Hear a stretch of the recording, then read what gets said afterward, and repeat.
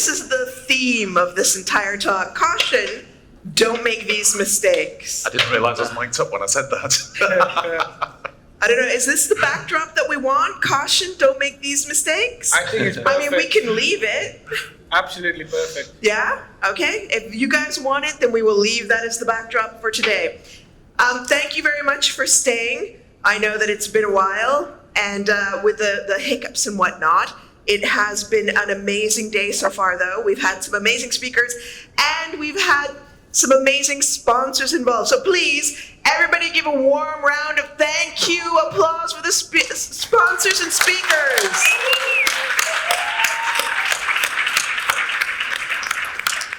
And of course, our amazing host who has disappeared. So, oh, there you are. And also a big round of applause for our amazing host. Yeah.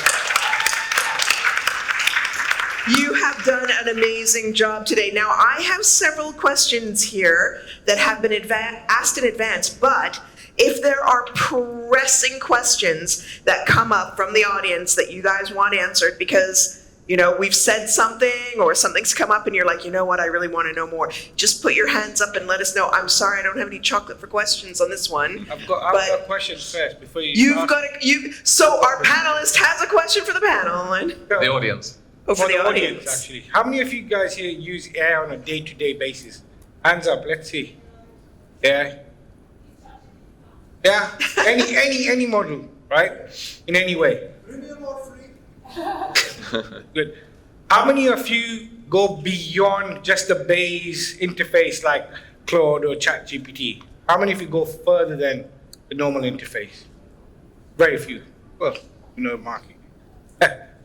Right, so just wanted to find that out. I just want to see the level of people, how well you're using AI, right? No. One of my biggest bugbears is that you've just conflated AI and LLMs. Well, you know what it is. It's same. We all, when we say AI, it's LLM. It's not real artificial So intelligence. as somebody who works in machine learning, it's not AI, it's an LLM. But anyway, that's the hill I will die on. Right, so for the panel, I have some really interesting questions that we have asked in advance. My favorite one, I really want to ask first because 3 out of 4 people said that they were comfortable answering this question. So I don't know if you might not be comfortable, but you might want to chime in anyway.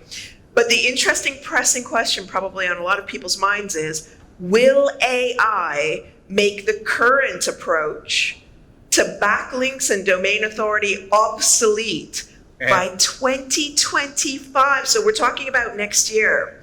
So is SEO going to dramatically change by 2025? So Rishi, we'll start with you. No, maybe 2035. Next year is way too early.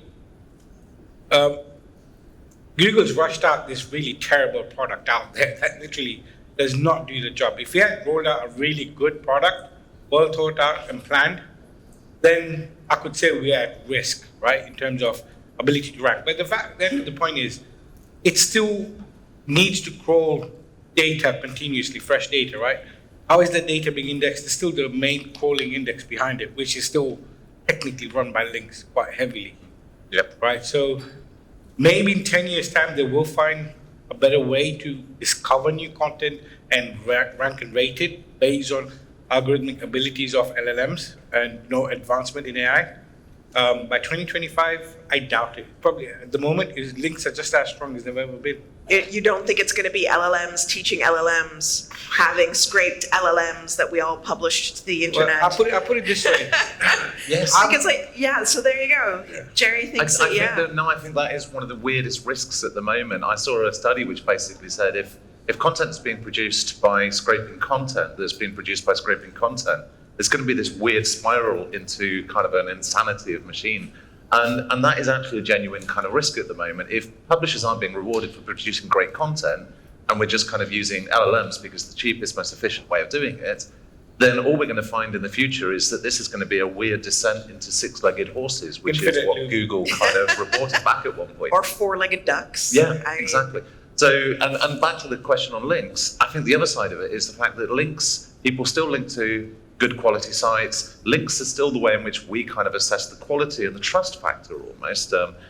sort of speaking about Majestic, of course. But basically what I'm getting at is that, the way in which search engines use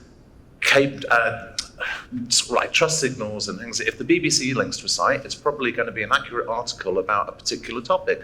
So good links is still going to... Don't start. Don't start. You get what I'm saying, though. It's a kind of a trust factor that links are going to say this is going to be a way in which this content is probably better than the other content that no one actually wants to link to. Whereas CNET has just been busted for like a whole lot of AI written content. Do you have an opinion on whether links and domain authority are going to be chucked out the window? Yeah, like I can totally agree with Rishi and Jerry here, but like I don't ever think links and reference will ever change in SEO. So that's my point of view, because you need to have reference for anything in life. So there's nothing better than having a reference to your website. So it's not like I'm not, tempting you guys buying backlinks. It's not the right way, but yes, having reference, having backlinks, I think it will be always one of the number one ranking factors. And I agree with all of them. You're not on. Really? I can't hear you. Oh, can we check if you... I mean, I love that we're all in agreement, but we do want to hear what you have to say. And otherwise, the lovely translators can't hear what it is. Can you try now? There's a strange photograph being taken of you with your hand down there. Yes. It's all consensual for anybody worried. Can you hear me now? No, we can't hear you. Could we just grab a mic and then... So I will translate for the translators for you. Okay. Oh, is it working? No? Yes, excellent. That is working. Fabulous. Thank you very much. And there you go. Sorry about that. You could alternatively just leaned in and shared a microphone like that. I know. I'm not sharing my mic. Love you as I do. I'm not sharing my microphone. So I agree with all of them, but I think that brand mentions and customer reviews will become more important in the algorithm. So we might expect not in 2025, but in the coming 2-3 years later, probably they will replace backlinks. I think so. Ah, right. Yeah. Wow. So brand mentions are actually probably going to replace backlinks. Yes, I think the most important factor that is really pushing. Yes, it will be important for brands. And if you think about it, it's one of those things that is, I guess, worrying to us as SEOs, because we can sort of see the future we think is going to come, but we're not entirely sure that it's the future that everybody else is going to experience. Because one of the other questions that we've got in here that almost everyone said they felt comfortable answering was, and this is fascinating, and I wonder how many people out here might agree that they're doing this, will people shift from Googling to using a personal assistant more? And given how many people I've seen saying they use ChatGPT to search for something, and I mean, I don't know the math, I only know a tiny bit, and I know why they hallucinate, scares the bejeebus out of me, because it is not accurate and it's not Google, and ChatGPT makes you feel like you're seeing Google, but not. But do you think that people will shift from searching for something on Bing or Google to using a personal assistant more? Personally, I don't use Google anymore. Apart from checking my clients' rankings, I usually prefer Bing's Copilot. Ah, yes. For advanced searches, like, let me give you an example. For example, I may face with a challenge for my clients' structured data, for example. I'm giving Copilot that this is a problem. I want you to check Google's reference pages and find solution and write the mail for me as if I am writing the solution to my client. And it does. And I'm doing another job by the time while it is preparing this answer. Yeah. So it makes me I'm more proactive and I think very successful in my profession. And coming to your question, people are of course using ChatGPT, Copilot, Perplexity, and it's hard to pronounce. But they are also Googling still. So it's hard to say that they will not use it anymore.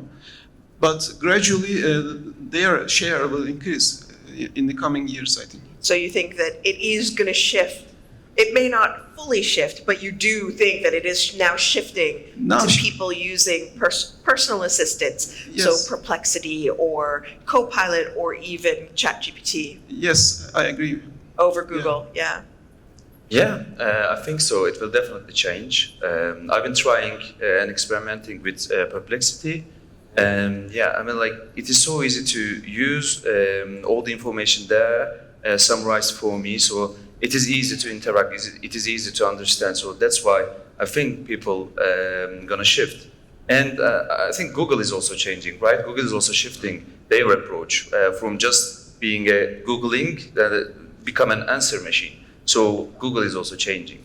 Yeah, absolutely. And they've actually admitted that they've misstepped a little bit in their early foray into it because they're such a trusted partner. So when we say that we're searching for something, we don't say we're searching, we say that we're Googling it.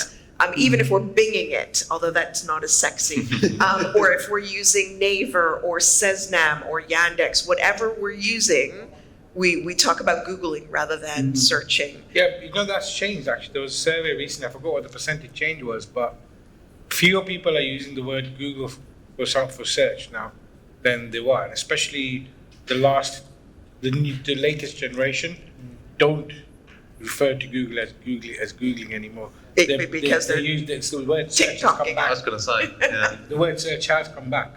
Yeah, but I think that's because TikTok is being used as a search engine. Yeah. And you go back to the original question, I've been watching, I'm a massive nerd, I watched the Meta Connecting and the latest glasses that Ray-Ban have got where basically you can just talk to them. I really want a pair, especially now that the Meta AI is coming to the UK, which is basically been held off for a while. If I can have a pair of glasses where I say, hey, what can I cook from the stuff in my fridge, and it gives me a great answer, and it sends it to my phone as a list, and it, you know, everything works together. I can't see myself Googling anywhere near as much as I used to as a verb. But I do think that, you know, Google's going to come in with Gemini and not sort of be kicked out of the race. They're going to change themselves to be an answer engine rather than the straight what they were before, which is the 10 blue links, of course. Yeah. So I think things are going to change, but they're going to change in such a way that Google will still be in the race. I just don't know exactly who else will be in the race and how they'll be in it. Personally, I do like the Copilot, the thing. The Microsoft Copilot is the one that I tend to pick up. I've got all of them installed on my phone because I'm a nerd and I want to check them out, but Microsoft's the one that I seem to kind of go, I'll use that one first. Wow. So we didn't, obviously we're talking about LLMs and similar machine deep learning tools because I hate using the word AI. But you know, thinking about not just what we're searching for and where we're searching for it, but going beyond that and really thinking about our audience and questions that our audience might have, because we've been a bit down. Well, we've said that our jobs are safe for now, maybe for the next 10 years, but maybe not for the full 10. No. And with behavior shifting, one of the questions we had was about KPIs. So, you know, how is AI expected to influence SEO metrics? So how are we going to be measuring things differently based on the fact that we're looking at LLMs, we're looking at other ways of people discovering information, especially like how do we measure how many people came through as a result of ChatGPT information that they were researching and then they ended up at our website? You know, how are we going to answer something like that? So I don't know if you want to. Yes, I can start first. Because you were one of the people that said yes, and so did Rishi, but you two didn't answer. Disappointed. Okay. I think we will be talking more about user engagement and satisfaction more than rankings and organic traffic.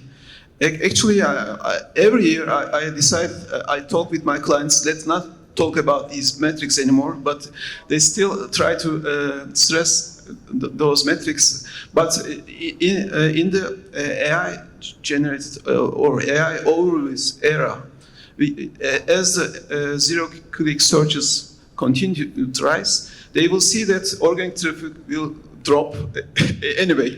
So in that case, we need to educate our clients and say them that leads and conversions are more important than making or increasing organic traffic.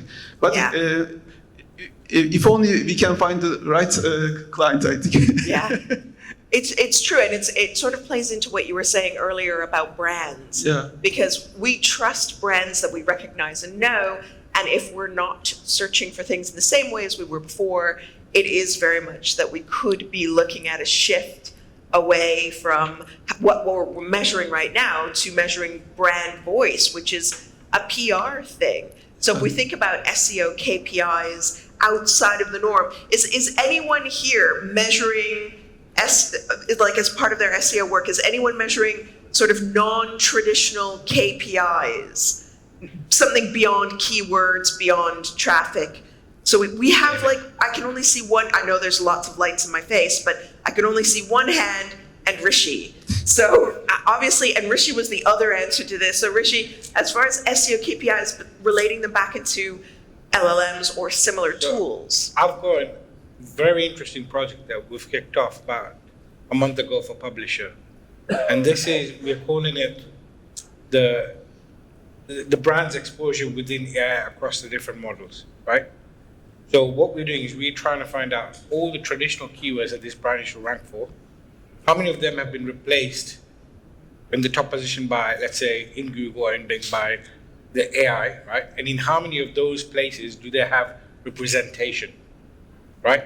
So we're measuring that level of representation, and where they don't have representation, but they still used to have top positions, we are now cross-referencing that versus the sites that do have representation and see why is their content doing better and expanding, deepening, and populating that content. Now, this is something I've not seen anyone else working on in the industry. They may be doing it behind the scenes, but we're finding some very interesting things. Like, you know, there are sites that literally have long tail content, not very much authority, but it's structured in a way that's quite easy to assimilate. Yeah. So we are now following that path for the content that we have rankings for, but we don't have representation in the different models, the different search engines. You know, Almost feels like the old days of SEO. well, the most frustrating thing about that is listicles are back. Yeah, absolutely. Oh, no. Yeah. It's like, how do you rank for, yeah. Listicles, on-page anchors is another thing that we've seen quite significant. Keyword-rich subheadings. So it's back to, let's go to spam. It's like 2010. Which I Yeah. love. I used to be an old school spammer, so I don't give a shit. I know, but to find out basically, if you want to rank for the best XYZ in Croydon, all you got to do is create a listicle about it, and suddenly you're in the top result. And I'm sorry, but it's a terrible, terrible, terrible encouragement of Rishi. But yeah, Now, And a here's TikTok video. the thing that I found very, very, which is quite interesting. I'm still need to get proof around it, but is if this particular article has been referenced in forums a few times, it's giving it a boost. Whether it's had a link from Reddit or from a site that's literally a forum site, etc., it's getting a straight boost into. it does seem like Reddit is overpowered, which is great because Reddit is full of very intelligent answers to any question you could possibly Yeah. answer. Of course, everybody here agrees that Reddit is full, and I'm using my really sarcastic voice now, just for the translators. Everybody really thinks that Reddit is the most authoritative answers, right? Yes. Yes, everybody's like, oh yes, I read Am I the Asshole all the time.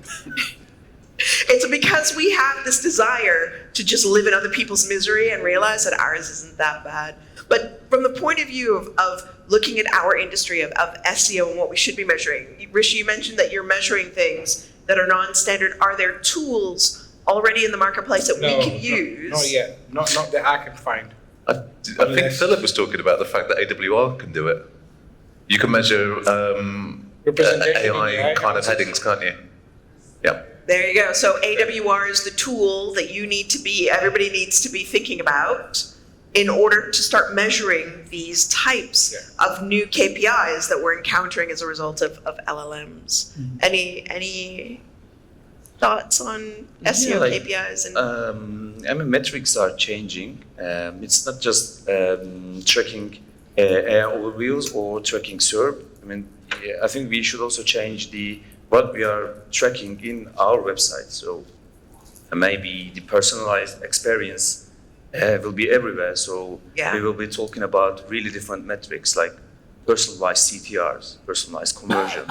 So yeah, we should also change what we track on our websites. Obviously, you said that the most important thing is money, right? Yeah. Talking about conversions. So I know that SEOs, we don't always measure conversions because we're about getting the traffic to the site. And then once they're on the site, there's other people, usually conversion optimization experts, who are meant to be then converting that traffic. But I think now with this shift to so much, as you were saying, personalization, it could become the job of the SEO to actually understand the persona and get them to the right page. Although, Jerry, you got that look on your face like you're like, Judith, you're just spouting nonsense. No. I was just going to say, like, this is going to sound like I'm repeating a phrase that I might have heard before. I'm not saying SEO is dead, but I think if we consider ourselves to be SEOs, we will die. What I mean by that is we need to be more Rishi, dead. which is actually a terrible thing to say. Rishi is now getting anxious. But basically, technical marketers, we see an opportunity, we see how it's working, we don't look at TikTok as a competitor to Google, we look at it as an opportunity for us to make sure our content's in the right place for the right user at the right time.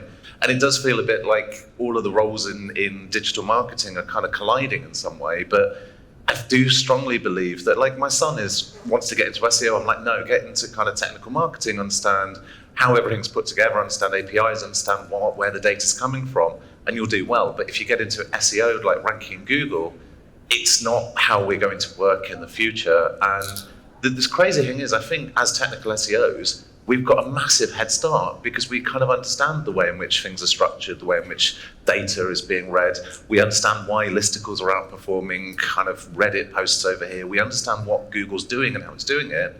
And so we can jump into it. But I think we've almost got to stop calling it SEO in some ways, which is probably, it's a bit like conversion rate optimization. It's a hated term because of various reasons.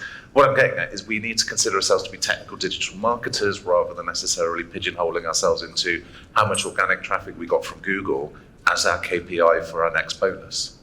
I think it's an interesting point. And maybe if I can ask the panel, and it's slightly unfair because this is not one of the questions, but if you had to pick one KPI that you think the audience should start thinking about, not necessarily be measuring the second, but if there was one KPI that the audience should take away from today, from one different one from each of you, or if it's the same one, it's fine. But if there was one KPI, just one thing that you think in this new world for the next 10 years, you want everybody to be measuring, what would that one KPI be? Who wants to go first? No, I can go first. Like, I think maybe content relevancy can be the thing to track, but like not the traditional way. There's some system called RAG, Retrieval Augmented Generation. This is how Google creates AI overviews, or this will really affect how web work actually. So maybe we can get a KPI that what is my similarity score for this content. For this query. So it can be a nice metric to try and experiment, I guess. Is this AWR again? Or they're just now taking notes of like, yes, this is the next feature. Yeah, I think brand visibility will become more important because while we are talking here, Google is rolling out AI organized search results, beginning with recipe SERPs. So they are planning to expand it probably. So what will happen in the end? Brands will focus on brand visibility. That's my idea. And you could probably do this in either a keyword checker tool, which will give you how many times your brand has been searched in all the iterations, and also Google Search Console, which will give you some of the output for that. And of course, AWR will be adding something in called brand ownership of the SERPs or something similar. No, you've already got it. There you go. See, there's two reasons to have AWR already in your toolkit. Jerry or Rishi? I see. You're still thinking. You're like, I don't know. I know just give me some time. Mine's not traditional, so. My problem is the fact that I don't know how to actually action it, create it, but it's basically share of voice. It's some kind of magical metric, which is some kind of share of voice. But the problem is, is like if it's across all these tools, it's like, I mean, I've sort of mentioned this a lot of times to people. You can't track how much traffic you get from like apps like ChatGPT or Copilot and things like that, because it just comes through into your analytics as direct. It comes through in that way, especially if you're using an iPhone. It doesn't kind of allow you any tracking ability. So this magical metric, share of voice, across all of these apps that you can't track in any particular way is my KPI. So, and AWR has now made a note, app, share of voice. Okay. Are you tracking app share? So there you go, app share voice. So I guess for WhatsApp, people coming in, I think that's already in analytics. If people are in ChatGPT or something similar, they can actually see that the click has come through from an app. You can't. You can't tell. You can't do it on an iPhone. Oh no, There you're are- shaking your head. No. Mm. Oh, website, yeah. Oh. Web app you can, but not the actual app. It's dark. It's dark data basically now. Yeah. So I obviously what KPIs everybody is measuring is going to be quite different from person to person, but they're probably measuring the same things. These are some things to keep in mind for the future, and hopefully AWR will be measuring them in the next 6 months to 1 year as well. So they'll have everything LLM related. They'll be measuring everything. My primary KPI that I'm forcing all my clients to think about is building closed user networks, i.e. how much user data they can collect on a one-to-one basis. That's the number one goal over the next 2-3 years. You start building those silos and I'm surprised how many people don't have proper email strategies in place for the data. E-commerce companies, literally rubbish, garbage email strategy, right? And that traffic, they're going to be losing it if you're not acquiring it right now, Yeah. right? So all my customers over the last 4 years have been literally data grabbing. Keep those customers happy, keep them warm, keep them in your community. And then, in fact, a couple of them, we're now building forums. And what have you- Because we spammed them, and we always break our toys. Well, So that means I don't need to acquire them again via organic or paid, Yeah. right? I'm keeping them in the closed loop. it's true. That's my biggest KPI. Yeah, and on that one of the things I think I've learned over the past 10 years is don't trust the audience you built on Facebook or Twitter or It's because fickle. because the It's fickle. speed at which the audience has left Twitter, it's called X now, recently has been phenomenal. The speed at which people stopped using Facebook pages, the speed at which every social network seems to have this kind of lifespan, which is truly fascinating actually. Well, I mean, yeah, but that's been true forever. How many people have an email marketing strategy in place right now in their company or in the clients that they work with? No, there's 3 hands. It's 4 hands. 4 hands for an email strategy in place. Nobody else has an email strategy in place? Or you're just afraid. You're like, oh, don't look at me, Judith. Don't ask me. We're just afraid of you now. What are you going to ask? Email marketing is one of the most lucrative channels because once you acquire them, they're done. I know it's not SEO, but we get them from SEO, right? And, and all the SEO That's things. why it's a metric for me, right? Yeah. That's a success metric. I don't care whether it's a sale or it's a customer acquisition. In fact, that customer acquired is a better value for me from an SEO perspective Yeah. because I'm not throwing lifetime value towards it. Because I know Yeah. what they're buying over their lifetime. Yeah, exactly. And obviously we've talked about AWR as well as a tool. There have been other tools mentioned, including Majestic, who are also here. But also, Yigit was talking about building SEO tools with AI. But what we haven't covered yet, and I hope that we can here as a panel, is how will AI enhance the automation of reporting and insights for SEO professionals? Now, obviously, I think that as an SEO, you are the most powerful tool in the toolbox. You should be trusting the insights given by a tool because it's your smarts that are actually interpreting what the tool gives us. But what does the panel think about how AI could enhance not just automation of reporting, but also insights? Well, yeah, go on. I better not keep still. I don't have an answer at the moment, but I try. We are using SEMrush in the agency.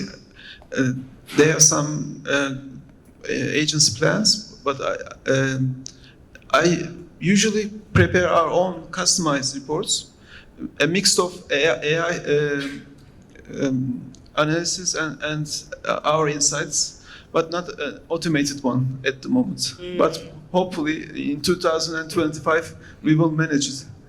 So you're hoping for a little bit more automation in things, but you're still going to use your own brains Yes. to interpret those results. Yes, because I'm going to explain it to my clients, so Yeah. I need to know it. What I You need to know what was in there in Yes. order to say it to your Yes. client. I can't trust AI. Oh, you heard it here first, folks. Our panelists said you can't trust AI. Thank you very much. I appreciate that. I use it for data crunching mostly, right? It's like, so for example, I'll take data from also Ask Mark's tool there, and then throw it into, against with SEMrush keyword data, throw it all into, let's say, whether it's GPT or a variation. I have a RAG model built on top of GPT, so it knows what I'm looking for, right? But it'll give me a modeling strategy behind that. It's like, actually, how many of these also asked questions actually match? Because within that also asked data, you're going to get a lot of junk that doesn't really match. Also because Sorry, we're not saying it's not true. Mark's fault. He's just captured what Google's suggesting, right? Yeah. And in that stuff, it's not all of it's relevant to my client. Now, my RAG model, my LLM pre-built knows what my client is, what it sells, what kind of keywords they're looking for. So then it cross-references all of this data and comes back with, right, this is what you should. And then we'll pump Search Console into it, say, okay, how much of it do I have covered? How much of it am I missing? You then build out, this is the stuff that your client doesn't have, or is doing poorly at, and they should go after because here's the volume, and here's the value. So for everybody in the audience, because obviously Mark hasn't spoken yet and bigged up his tool and whatnot. So what if the audience wanted to use Also Asked? What is that tool for? So Also Ask basically picks up, you know, when you're running search in Google and it's a people also asked all the different questions, Mark actually collects all that data. He has probably the large database of that information. So it makes it easy. You just pump in your keyword and it'll drop in all that data, pretty much classify it, right, Mark? Am I explaining this correctly? I hope I'm not doing a disservice. But you should probably try it. You can try it free of charge every day. There are 3 searches a day. They're free. But it's phenomenal because it just makes life easier. You can pump it for content development, but I use it specifically for, client long-term breadth and depth. Right. And you've both mentioned SEMrush as well. So SEMrush or SEMrush is also a really good tool. And you've talked about Google Search Console as well, pulling in Google Search Console. I'm not sure if Mirador actually pulls anything in that's AI friendly, but Yep, absolutely. I mean, Mirador so I work for a company called Mirador Local. you should probably explain, because I've just thrown that name out and I'm not sure that it's common knowledge what it is. Yeah, so Mirador Local is a Google business place management tool at scale. So if you've got like 50, 100 or 2,000, it basically means you can manage it all. But one of the key components, well, 2 key components in it is reviews and questions. And we've got a thing in place where we can answer questions and reviews as a bot, so like an AI responsing, but it's not brilliant at the moment. So it's You're not meant to say that. So it's not something which we've kind of got on the public facing part of it. But what we do have is kind of analysis, so which is actually what AI is absolutely brilliant for. So what we can do is look for all the reviews for commonality, and it brings up basically something which says, all of your reviews mention the fact that your windows are dirty or something like that. That was a weird one, by the way. It popped up the other day. And basically, it looks for commonality. It looks for what's happening. It's basically the same as Amazon reviews, where it kind of summarizes all the reviews and says what's good or bad about them. And it can do it across accounts, and it can do it for single profiles. And it's really, really great to kind of bring that kind of information out. And actually, it's a really good use for AI, because generally, most uses of AI aren't for like textual analysis, and so it's where it actually scores really well. Yeah, absolutely. Analysis, I think, is probably the number one use for me for, so it basically, the kind of work I used to give VAs, because I can't be asked to go through all the data and mine it and bring the similarity, etc. AI does it in minutes. So like I'm saving several VA salaries for the amount of stuff I can just throw in whatever models I'm using, right? Wow, So really nice. it's insane that way. I mean, speaking of, I dictate. I might be driving. I might be an idea pops up, and I'll dictate Wait, to ChatGPT. You might be driving, because we're talking about automation of reports, but you're not thinking about client reports while you're driving. Sometimes, and I'm just like, do you know what? Pull this up is and too just much start- obsession. But yeah, it's crazy. I literally use GPT on my phone as a personal assistant for a lot of that stuff. And of course, we mentioned earlier, are people going to be using personal assistants more and more? So it Yeah, might be. right. Do you have any automation tips or tricks? Yeah, definitely. Right now, even advanced tasks like internal linking, optimization, or crowd analysis, you can. It's so easy to automate right now. You just need an API key and a no-code tool. So Yeah. you can automate the whole SEO process. So, but the best part of it, I think, you can just ask about last week's traffic and get tons of detailed insight as well. If you can connect your Search Console API with custom GPT, then you can ask and get some ideas, get some insights, not just a line graph from Search Console. But I think that's Yeah. the best part. Yeah. Yeah, and it really helps. Before we move to the next question, are there any questions from the audience? Or is everybody just scared? Or bored. If you're bored, tell us. We'll go. Because I can't see any hands. There are no hands. So no chocolate, has chocolate, no and chocolate, This is no the question. problem. I haven't brought the chocolate with me, and so everybody's like, "I'm sorry, there's We got- no chocolate we in it got for me." victim. We do have one at the back. I don't know if we have an Do you, extra do you want to shout microphone. it? Do we have it? If you Shout. shout, what I'll do is I will repeat it for the translators. Or do they have Oh, a no, someone's microphone? gonna write. Oh, there's an extra microphone. It's just because the translators need to hear you so that they can answer, and they're in a soundproof booth. Thank you. Okay, will be there chocolates after the question? That's the first question. If this is the only reason you've asked the question, I'm sure I can scavenge some up somewhere. There's a big plate of chocolate squares and the break table. Okay, so yeah, it's gonna be a little bit rewind back, but I want to ask a little bit more about Reddit and what do you guys think about Reddit? Because in some of queries, Reddit actually even overranking Google. And what Google wants us to do Reddit SEO, or they will just use the Reddit for their AI purposes and then just kick them out, or like, what do you guys think about the future of it? I think it's a long game that Google's playing. It wants you to just hit those shit results consistently and then go back and trust its AI's data. It's this whole Reddit game they're throwing. I mean, it was a leader today just posted. You type in learn SEO into Google and the first result is a 1-year-old post from Reddit. That's not helping anyone. Could be a good post. It's not. So what do you think, why do you think that Google has shoved Reddit in? There's something very, very dodgy going on behind the scenes there. And if I was antitrust, I would definitely be investigating that relationship. So, I mean, one of the things is they bought basically a pipeline to it. I mean, many of us remember years ago that at one point Google had a relationship with Twitter. And the best Yeah. way to get an article ranking or index copy quickly Twitter, yeah. was tweet it, and suddenly it'd be like straight up there. I mean, they still seem to have this weird relationship with Twitter because I've seen some personal tweets kind of appearing, ranking really, really well for things. My point is that they've got a relationship there where they can just pump everything through. They've got so much access to it, and they're using it in a weird way. But the problem is the fact that Reddit it's basically the loudest idiot wins kind of thing, and it's a kind of strange environment to kind of do any kind of marketing, and it's probably a good thing in that way, but at the same time it means that so much terrible stuff really does rise to the top. So you see the circular thing here is, right, Google put their foot in it because in order for them to change the way they want to change the way the algorithm works, is they wanted more user-generated information, right? Real people's information. But 10 years ago, they killed off so many forums because, well, that content is too thin and too light, and Panda We were whacked those spamming forums. forums. No, but a lot of good forums died at that time as well. There were quite a lot of good forums that took that hit at the same time, right? But those communities were expert communities all over, right? But they're all dead. So what is the two largest sources of that kind of information? Quora, Reddit. What do you guys think about the Reddit feed?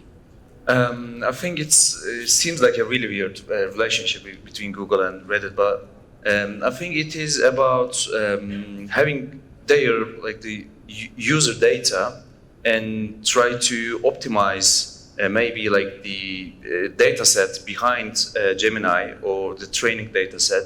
I think they have that kind of relationship. That's why they're just Reddit have some kind of privilege because most of the searches it's no point having that result at first ranking. I think that's the reason. That might be the reason. Yeah. I also have an idea. After the AI generated tools, content generators, making content is so cheap now. So Google is flooded with lots of content which are crap actually. They don't helpful at all. They don't help anyone. So Google decided, I think they decided that Reddit as a user-generated content, genuine user-generated content. Yeah. But I'm not sure whether they are right or not. They might be wrong. They are not right all the time. This is my 15th year in the industry, so I've seen a lot of fails from them. Yeah. Yeah. So, I mean, if I want to know whether I should invite my estranged half-sister to my mother-in-law's wedding after she's marrying her second husband, that could be where I find the answer is go to Google. Well, where else are you going to find that information? Where else are you going to train AI on people's wildest, craziest situation and thoughts? Should I invite my cat's ex-mom to my dog's wedding? Exactly right. So earlier we were talking about emotion and AI, like the emotive version. There's no other way to feed that emotion at scale. Yeah. To any kind of LLM, unless you're using something like Reddit. Yeah. Right. And that's Exactly. probably the reason why they've used that pipeline. If they get that right, they're going to get tone, voice, and the whole communication, kind of like the colloquial communication concept of it, fairly well. I don't think they'll succeed. You want a personal assistant trained on, am I the asshole? Why not? And for those of you who don't know, If I we're wanted to not be calling realistic, people right? names. That's a Reddit forum. Yes. So we've come to the end of our time. We're actually a bit over time. But so if you guys have any questions you were a bit shy about asking our panelists, don't be shy about asking them when you're outside in a break or later this evening or anything like that tomorrow at breakfast. Maybe not when they're in the bathroom. That might be a little bit too personal. But please give a warm round of applause and thanks for our panelists. Yeah, that's good. Thank you guys. Now,